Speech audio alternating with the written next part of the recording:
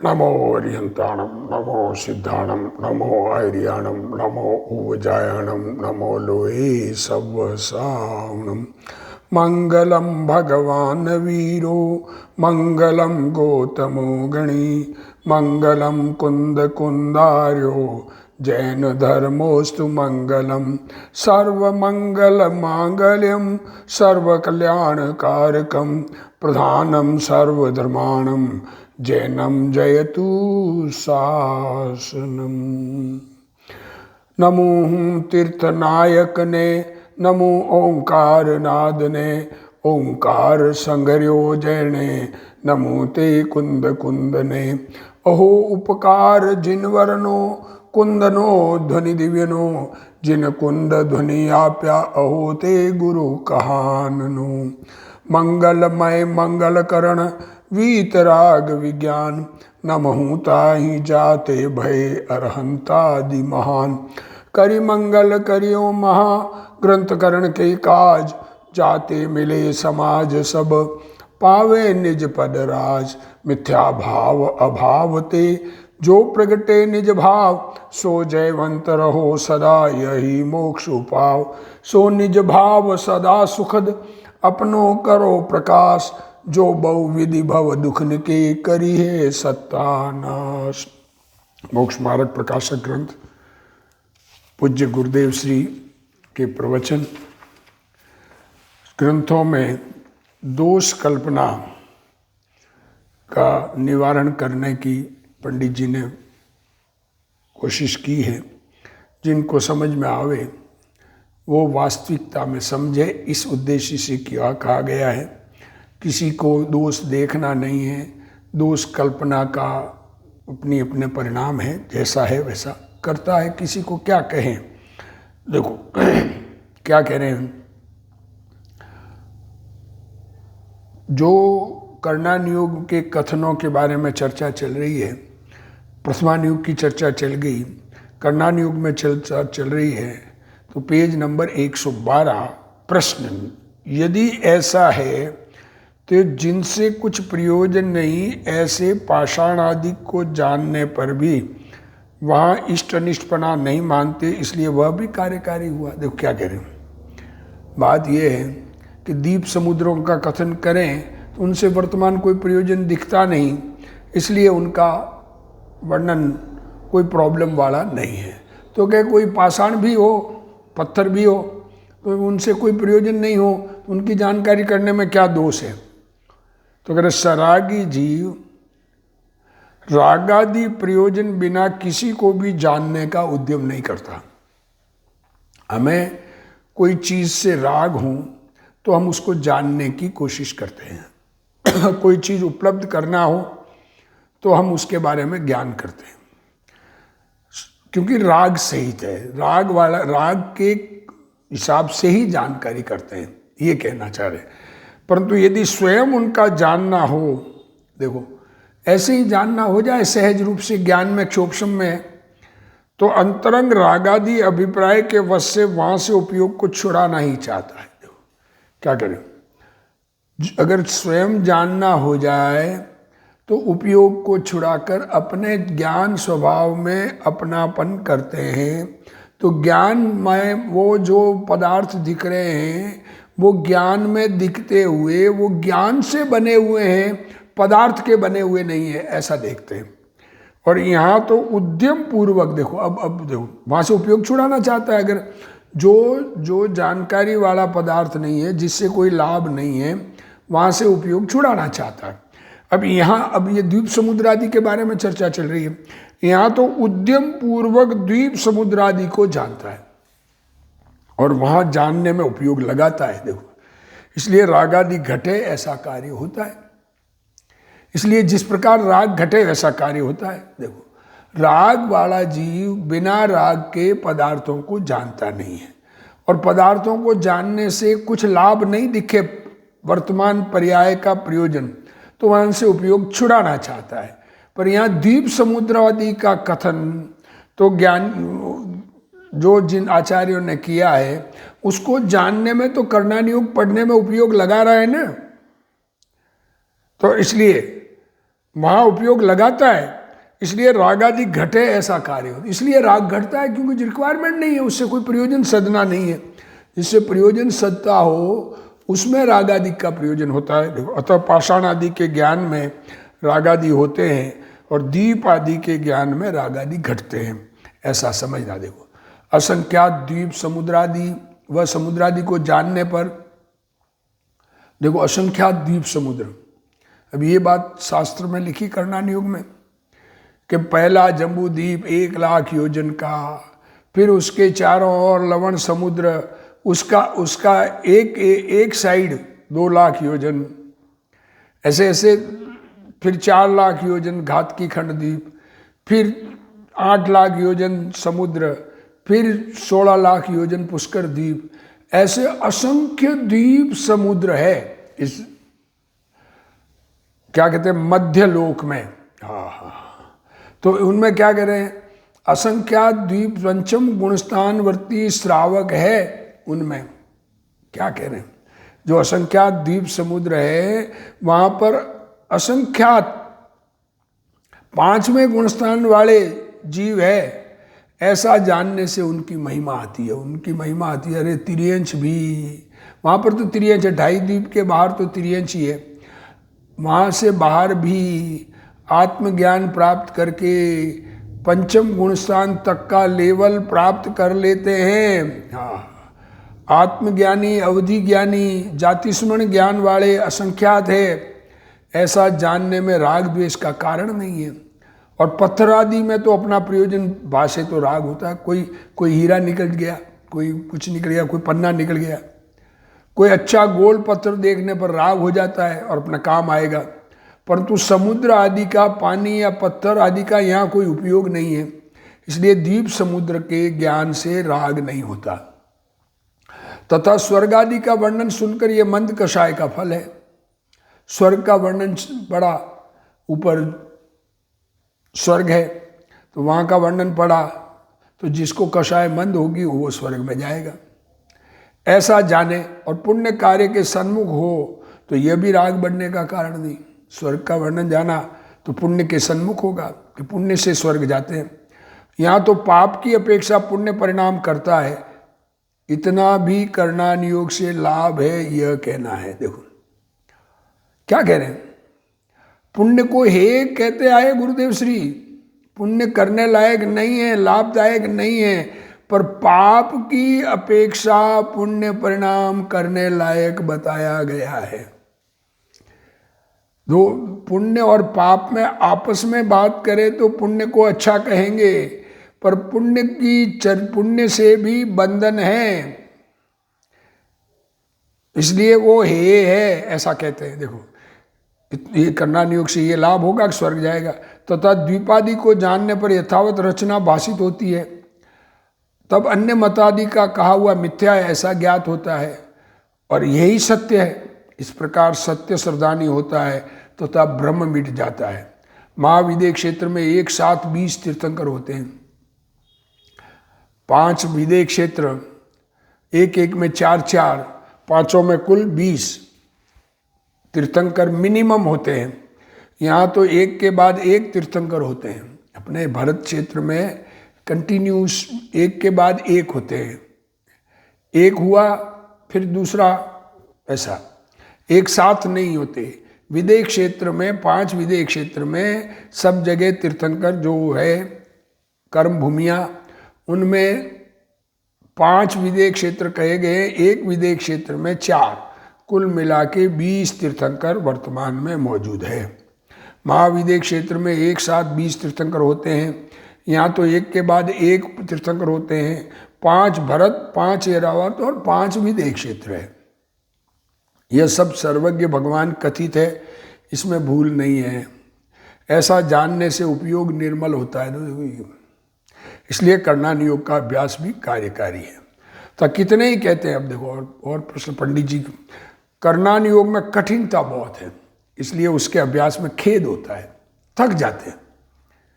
उनसे कहते हैं यदि वस्तु शीघ्र जानने में आए तो वहाँ उपयोग उलझता नहीं है। जल्दी बाजार जानने में आ गया तो ठीक है, बस देख लिया ऐसा हो जाता है।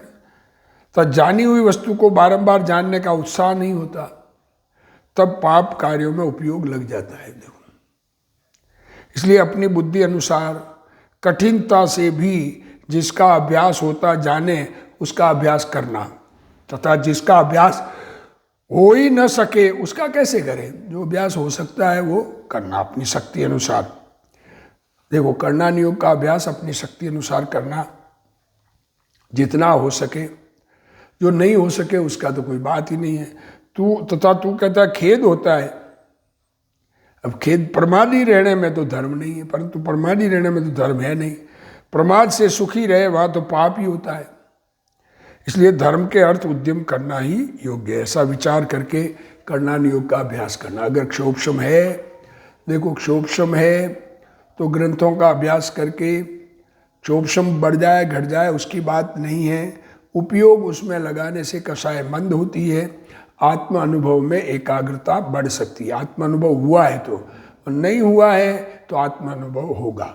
ये मूल प्रयोजन तो आत्मा का अनुभव करना है। आत्मा को अपनेपन में फीलिंग करना है। आत्मा को अपना फील नहीं करे, ये प्रयोजन अगर नहीं है तो कोई अभ्यास कार्यकारी नहीं है। कर्णान योग में कठिनता बहुत है, इसलिए इसके अभ्यास में खेद होता है। देखो, जो वस्तु शीघ्र जानने में आती है वहाँ उपयोग भले प्रकार नहीं लगता, तथा जानी हुई वस्तु को बारंबार जानने का उत्साह भी नहीं होता। इसलिए कठिन होने पर भी अभ्यास करना योग्य है। जिसका अभ्यास नहीं हो सकता उसकी बात नहीं है। जो अभ्यास नहीं हो सकता नहीं हो सकता, ऐसा कोई जबरदस्ती किसी की नहीं है। मात्र प्रमाद करते रहने के बजाय विचार करने से, शास्त्राभ्यास करने से मंद कसाय तो होती है, परंतु अब यदि अभ्यास न करे तो अकेला पाप भाव होता है। इसलिए कर्णान योग का अभ्यास करना चाहिए। तो तू कहता है कर्णान योग के अभ्यास में खेद होता है, परंतु प्रमादी रहने में तो पाप होता है। इसलिए धर्म के लिए तो उद्यम करना योग्य है। अपनी शक्ति और बुद्धि अनुसार अभ्यास करना योग्य है। अब चरणान योग में दोष। चरणान योग में भी लोग दोष निकालते हैं, वो तो आचरण के कथन है, पर उसमें देखो कल्पना, तो कितने ही जीव कहते हैं कर्णान योग में बाह्य व्रतादि साधन का चरणान योग में बाह्य व्रतादि साधन का उपदेश है, सो इनसे कुछ सिद्धि नहीं है। बाह्य व्रत धारण करने से सिद्धि तो है नहीं। शास्त्रों में ऐसा लिखा ना कि बाहर के व्रत धारण करने से सिद्धि नहीं है। अपने परिणाम निर्मल होना चाहिए।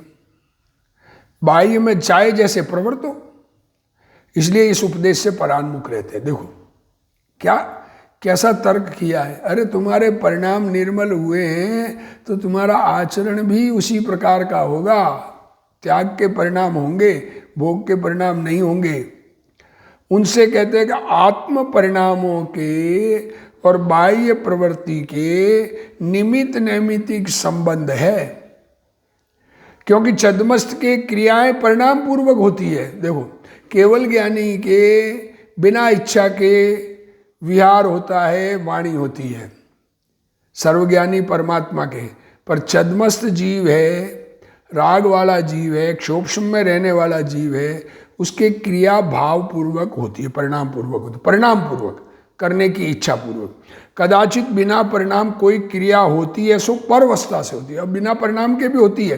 कोई धक्का मार ले, गिर पड़े, कोई उठा के ले जाए, ऐसे तो बिना परिणाम के भी हो जाए, पर सामान्य रूप से परिणाम पूर्वक होती है। उसमें अब बस परवस्था से अपने वश से उद्यम पूर्वक कार्य करे। देखो, खुद उद्यम पूर्वक प्रमादी हो रहा है, प्रमाद के काम करे और कहे कि परिणाम इस रूप नहीं है, तो यह भ्रम है। अथवा बाह्य पदार्थ का आश्रय पाकर परिणाम हो सकते हैं। और दूसरी बात, परिणाम भी बाहर के पदार्थ के आश्रय से हो सकते हैं। देखो पॉइंट क्या है, होंगे ये नहीं है, ऐसा नियम नहीं है, पर हो सकते हैं। इसलिए परिणाम मिटाने के अर्थ बाह्य वस्तु का निषेध करना समयसार आदि में कहा है। इसलिए राग आदि भाव घटने पर अनुक्रम से बाह्य ऐसे श्रावक मुनि धर्म होते हैं। देखो, राग घटेगा अंदर में तो अनुक्रम से इस प्रकार का श्रावक धर्म और मुनि धर्म होता है। अथवा इस प्रकार श्रावक मुनि धर्म अंगीकार करने पर, देखो खुद श्रावक और मुनि धर्म अंगीकार करेगा बात हो। पांचवें छठवें आदि गुण स्थानों में राग आदि घटने पर परिणामों की प्राप्ति होती है। देखो इस प्रकार बाहर का आचरण सुधरेगा तो अंदर में आत्म परिणाम बदले और गुणस्थान की वृद्धि हो, आत्मा में निर्मलता की वृद्धि हो। ऐसा निरूपण चरणान योग में किया है। प्रयोजन तो द्रव्यान योग वाला ही है, ये बात ध्यान रखना। आत्मा ही मेन, आत्मा में अपनापन ही मेन है। पर अपनापन करेंगे तो बाहर में क्या होगा? एकाग्रता तो टाइम लगेगा। अपनापन आत्मा में होने के बाद भी आत्मा में एकाग्रता होने में समय काल भेद है। तो उस काल में कैसे परिणाम होंगे उसका कथन चरणान योग में है। कैसा क्रिया होती है, कैसे परिणाम होते हैं, ये कथन करणान योग में। कैसी क्रिया होती है, ये कथन चरणान योग में। तथा यदि बाह्य संयम से कुछ सिद्धि न हो तो सर्वार सिद्धिवासी देव सम्यक दृष्टि बहुत ज्ञानी है।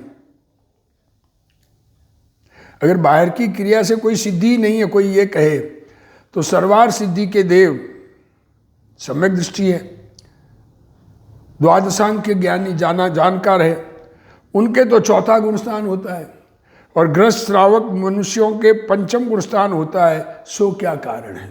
देखो त्याग तो है ना, त्याग होने बाहर की त्याग तो होगा ना।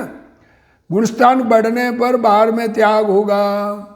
सर्वार सिद्धि के देव त्याग नहीं कर पाते तो गुणस्थान बढ़ता नहीं है। तथा तीर्थंकर आदि ग्रस्त पद छोड़कर किस लिए संयम ग्रहण करे? क्या कह रहे? संसार विषय सुख होता तो तीर्थंकर क्यों त्यागे? इसलिए यह नियम है कि बाह्य संयम साधन बिना परिणाम निर्मल नहीं हो सकते। इसलिए बाह्य साधन का विधान जानने के लिए चरणान योग का अभ्यास अवश्य करना चाहिए। अब गुरुदेव श्री इसको खुलासा कहते हैं। कोई जीव कहता है कि चरणान योग में बाह्य व्रतादि साधन का उपदेश है, इसलिए उससे कुछ सिद्धि नहीं है। अपने परिणाम निर्मल होने से देखो एकांत कहीं नहीं चलता। अरे एकांत करेंगे तो स्वच्छंदी होकर अनंत संसार भ्रमण होगा।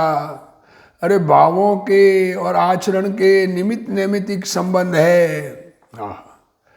इसलिए तुम्हें अगर आत्मा का अनुभव हुआ है और भावों में निर्मलता आई है तो तुम्हें उस निमित्त से बाहर में निर्मलता परिणामों में होने पर बाहर का आचरण भी सुधरता है। और बाहर का आचरण पर जोर की बात नहीं कर रहे हैं, जितना हो सके उतनी बात है। करणान योग का भी ज्ञान जितना हो सके उतनी बात है। क्षोभशम है तो उपयोग लगाना, और चरणान योग में भी शक्ति है तो तब त्याग करना। देखो अपने परिणाम निर्मल होने चाहिए, फिर बाई में तो इच्छानुसार प्रवृत्त हो ऐसा विचार कर वह इस उपदेश से विमुख रहता है। देखो क्या कहते हैं, उससे कहते हैं कि आत्म परिणाम के और बाह्य प्रवृत्ति के निमित्त नैमित्तिक संबंध है। बाह्य क्रिया अपने भावपूर्वक होती है और तू ऐसा मानता है कि मेरा भाव नहीं था, क्रिया करे और भाव नहीं था, ऐसा तो यह भ्रम है। खाने पीने के स्वच्छंदता के रहने के भाव है और तुम कह रहे हो मेरा तो परिणाम नहीं था। बिना परिणाम के बाहर की क्रिया कैसे हुई? अंदर में रात्रि भोजन का त्याग हो और बाहर में पानी पीने का योग हो, ऐसा नहीं होता। छद्मस जीव के भाव और पर क्रिया के निमित्त नैमित्तिक संबंध है। किसी समय आत्मा के परिणाम बिना भी क्रिया होती है, जैसे कि आत्मा के गिरने के भाव न होने पर भी किसी समय शरीर गिर जाता है। इसलिए परिणाम के कारण जड़ की क्रिया होती है ऐसा नहीं है, परंतु जीव को अशुभ भाव, हरित काय, सब्जी आदि काटने का भाव होता है, तब बाहर में हरित काय आदि के कटने की क्रिया होती है। ये गुरुदेव सिंह ने खुलासा किया। ऐसा निमित्त नैमित्तिक संबंध है। चोरी करने वाला किसी वस्तु को हाथ में लेता है, उस समय किसी को देख ले तो कहता है कि मैंने इस वस्तु को देखने के लिए लिया है, और किसी को पता पड़े तो जेब में रख लेता है, पता न पड़े तो जेब में रख देना। क्या कह रहे? उठाई और चोरी करनी है तो पता, कोई किसी ने देख लिया तो कहता है मैंने देखने के लिए ली है, और पता पड़ जाए कि पता ही नहीं पड़े किसी तो जेब में रख लेता है। तो यह क्रिया परिणाम पूर्वक हुई है। बाह्य क्रिया तो जड़ से हुई है, आत्मा से नहीं हुई, परंतु उस समय वैसे भाव होने पर भी हमारा भाव नहीं था, ऐसा कहने वाला मिथ्या दृष्टि है। समय सार आदि में परिणाम छुड़ाने के लिए पर वस्तु के छोड़ने का उपदेश आया है, कारण कि जीव भाव के और बाह्य क्रिया के निमित्त नैमित्तिक संबंध है। मुनि के परिणाम निर्दोष आहार ग्रहण करने के होते हैं और बाह्य में सदोष आहार की क्रिया होती है, ऐसा नहीं होता। अहिंसामय परिणाम हो और बाहर में छह काय के जीवों को मारने की क्रिया हो, ऐसा नहीं होता। जिसको हिंसा का भाव न हो उसको बाह्य में किसी को न मारने रूप बाह्य क्रिया निमित्त रूप होती है। देखो क्या कह रहे, जिसको हिंसा का भाव न हो उसको बाह्य में किसी को न मारने रूप बाह्य क्रिया निमित्त रूप होती है। कोई कहता है मुझे सच्चे देवादि की श्रद्धा वर्तती है, मुझे सच्चे देवादि की श्रद्धा, परंतु बाह्य में कुदेवादि को मानने की क्रिया होती है तो क्या आपत्ति है। अंदर श्रद्धा सच्ची है, बाहर में नमस्कार कर लूँ तो क्या है। उनके पैर पड़ने की क्रिया तो जड़ की है, कुदेव के पैर पड़ने की क्रिया तो जड़ की है, तो क्या आपत्ति है। तो यह बात सत्य नहीं है। अंतर के परिणाम और बाह्य क्रिया के निमित्त नैमित्तिक संबंध है। यद्यपि बाह्य क्रिया के कारण परिणाम नहीं होते, परंतु परिणाम और बाह्य क्रिया के निमित्त नैमित्तिक संबंध का मेल है। हम श्रावक हैं, परंतु दवा में मद्य आदि लेने की क्रिया का परित्याग नहीं हुआ है, तो ऐसा नहीं हो सकता। देखो क्या कह रहे हैं, श्रावक है पर दवा में मद्य मांस मधु ले सकते हैं, शहद ले सकते हैं दवा में। बाह्य क्रिया अच्छी हुई इसलिए परिणाम अच्छे हुए, ऐसा नहीं है। देखो बाह्य में क्रिया अच्छी हुई तो परिणाम अच्छे, ऐसा नहीं, परंतु परिणाम अच्छे होते हैं इसलिए बाह्य क्रिया भी लगभग वैसी ही सहज हो जाती है। परिणाम पूर्वक क्रिया करे उसके निमित्त नैमित्तिक संबंध है। कोई मुनि प्रमाद रहित होने पर भी उनके पैर के नीचे आकर कोई जीव मर जाए तो वो परवस्था से होता है। देखो अभी ऊपर उठाया पाँव, देख के चल रहे हैं, नीचे रखते वक्त पाँव रुक नहीं सकता, नीचे रखते वक्त तो वो जीव पर गिर जाए मर जाए। परंतु जहाँ अपने उद्यम पूर्वक कार्य किया जाता है और फिर ये कहा जाता है परिणाम उस रूप नहीं है, तो ये भ्रम है। कोई परवस्था जबरदस्ती से सिर झुका दे ये बात अलग है, परंतु स्वस्था से सम्यक दृष्टि कुदेवादि को नमन नहीं करता और सुदेवादि को नमन करने का भाव आने पर सिर झुके बिना नहीं रहता। क्या कह रहे हैं, कुदेवादि को नमन करने वाले को मिथ्यात्व परिणाम का सद्भाव है। जैन नाम धराकर अन्य मत के देवादि को मानने वाले तो ग्रहित मिथ्या दृष्टि है। जैन नाम धराकर बाह्य में कुदेवादि को नमन रूप क्रिया होने पर भी अपने को सम्यक दृष्टि कहने वाले की बात मिथ्या है। बाह्य में कुदेवादि को नमन करे पर अपने को कहे सम्यक दृष्टि, तो बात मिथ्या है। इसी तरह श्रावक बने के परिणाम वाले को 12 व्रतादि की क्रिया होती है, अव्रत की क्रिया नहीं होती। श्रावक व्रत के व्रत धारण की क्रिया होती है, अव्रत की क्रिया नहीं होती। बाह्य में 12 व्रतादि की क्रिया और अंतर में श्रावक बना हो अथवा न भी हो। देखो बाहर में 12 व्रत अंगीकार किए तो अंदर में श्रावक बना आत्मा में आया हो नहीं भी आया हो, परंतु अंतर परिणाम और बाह्य क्रिया के संबंध है। अगर अंदर में श्रावक बना आ गया तो बाहर में व्रत होते ही है। ऐसा नहीं हो सकता कि अंदर में आत्मा, देखो अंदर में सम्यक दर्शन हो गया तो कुदेव कुगुरु कुशास्त्र को कुधर्म को नमस्कार का भाव नहीं आ सकता। और अंदर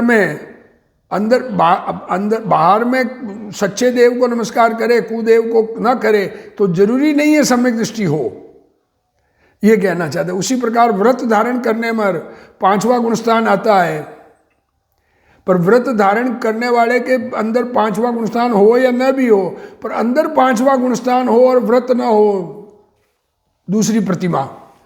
अंतर में मुनिपना प्रकट हो और बाई में वस्त्र पात्र रखे अथवा सदोष आहार ले, ऐसा नहीं होता। जिन मंदिर में यक्ष की मूर्ति स्थापित करने वाला सम्यक दृष्टि नहीं हो सकता। क्या कह रहे हैं, जिनेंद्र भगवान के मंदिर में यक्ष प्रतिमा स्थापित करे, क्षेत्रपाल की प्रतिमा स्थापित करे, पद्मावती की प्रतिमा स्थापित करे तो सम्यक दृष्टि नहीं हो सकता। पहले देवलोक का इंद्र सम्यक दृष्टि है तो फिर उसकी मूर्ति स्थापित क्यों नहीं करते? पहले देवलोक के अगर श्रावक की स्थापना करनी है तो सम्यक दृष्टि श्रावक की करो ना। तो पहले देवलोक का इंद्र एक भवावतारी। अज्ञानी लोग संसार के लिए क्षेत्रपाल की मान्यता करते हैं, ये स्थूल भूल है। अंतर में परिणाम अच्छे हो और बाहर में क्षेत्रपाल आदि को वंदन क्रिया हो, ये संभव नहीं है। क्षेत्रपाल की मान्यता वाले को अंतर में संसार की रुचि विद्यमान है। ये बस हमें कोई लेना देना नहीं, उसको अंतर में रुचि विद्यमान है, ये स्वीकार होना चाहिए। उद्यम पूर्वक कार्य करना और कहना कि परिणाम उस रूप नहीं है, मात्र भ्रम है। बाह्य पदार्थ निमित्त है, अपने परिणाम नैमित्तिक है। निमित्त के कारण परिणाम नहीं होते, परंतु निमित्त के आश्रय से परिणाम होते। आदेव निमित्त कराता नहीं है, पर आश्रय तो होगा ना। लोकालोक है, पर लोकालोक के कारण सर्वज्ञान नहीं होता है, पर सर्वज्ञान का आश्रय तो लोकालोक है।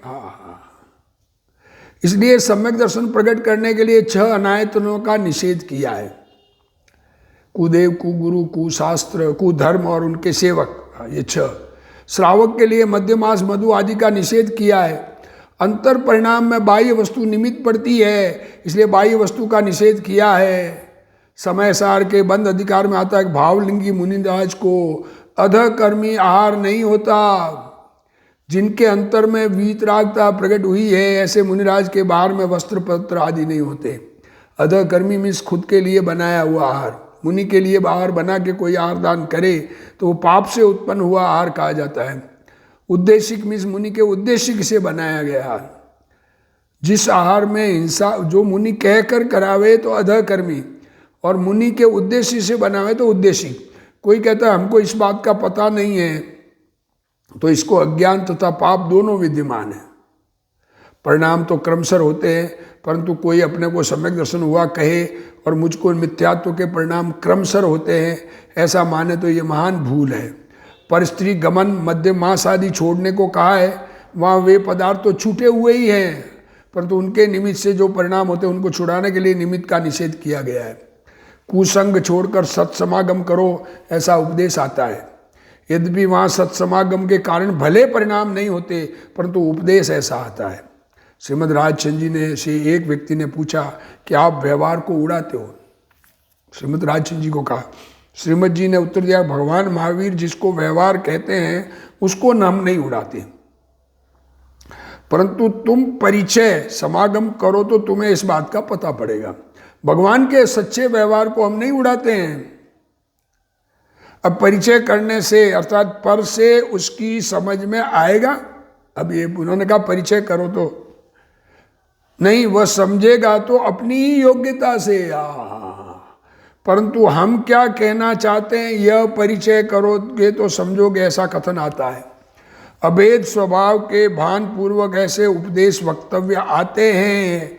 यद्यपि बाहर के एक भी परमाणु का ग्रहण त्याग आत्मा के अधिकार की बात नहीं है, परंतु उपदेश ऐसा आता है कि मध्य मासादि का त्याग करो। वहाँ कहने का आशय यह है कि सम्यक दर्शन में ऐसे पदार्थ निमित्त होते हैं, नहीं होते। क्या कह रहे हैं? वहाँ कहने का आशय यह है, मध्य मासादि खाने वाले को सम्यक दर्शन नहीं होता है। ये निमित्त नैमित्तिक संबंध है। स्त्रियां जहाँ हो वहाँ ब्रह्मचारी को एकांत में नहीं बैठना चाहिए। स्त्रियां बैठी हो वहाँ एकांत, वहाँ एकांत, तो इस कथन में अशुभ भाव को मिटाने के लिए स्त्री संघ का निषेध किया है। ब्रह्मचारी को अधिक भोजन नहीं करना चाहिए। भूख से अधिक खूब सारा भोजन करे, धाप के, पेट भर के। भूख से कम भोजन होता है ब्रह्मचारी के। वहाँ भोजन तो जड़ है, देखो ऐसा कहा है, पर भोजन तो जड़ है, उससे कहीं परिणाम नहीं बिगड़ते, परंतु परिणाम बिगड़ने में अधिक या गरिष्ठ भोजन निमित्त है। ये निमित्त निमित्त, इसलिए ऐसे भोजन का निषेध किया है। धर्म का आधार तो परिणाम है, परंतु इस कारण निमित्त के निषेध का उपदेश ही नहीं आवे, ऐसा नहीं है। आधार तो परिणाम है, पर उसके कारण सच्चा उपदेश ही नहीं दे, निषेध का उपदेश ही नहीं दे कि परिणाम परिणाम परिणाम करके, अब परिणाम जैसे होंगे वैसा बाहर आना चाहिए, नहीं आ रहा है, इसका मतलब तुम्हारा परिणाम नहीं है। तथा सम्यक दर्शन पूर्वक बाई में 12 व्रत आदि ले, और तत्पश्चात 5वां गुणस्थान आवे, ऐसा हो सकता है। देखो, ज्ञानी स्वभाव की दृष्टि पूर्वक 12 व्रत अथवा पंचमहाव्रत पहले धारण करते हैं। देखो, पहले 5वां गुणस्थान या छठा मुनिपणा धारण करते हैं, फिर व्रत आदि होते हैं, फिर बाहर अंदर आत्मा में का अनुभव होता है।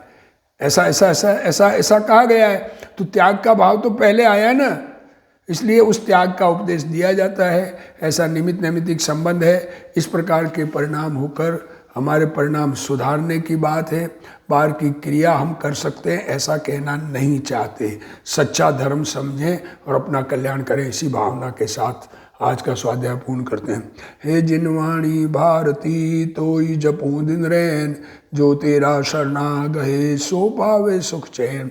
जा वाणी के ज्ञान ते सूझे लोकालोक, सो वाणी मस्तक नमो सदा देत हूँ ढोक। जिनवाणी मात की जय।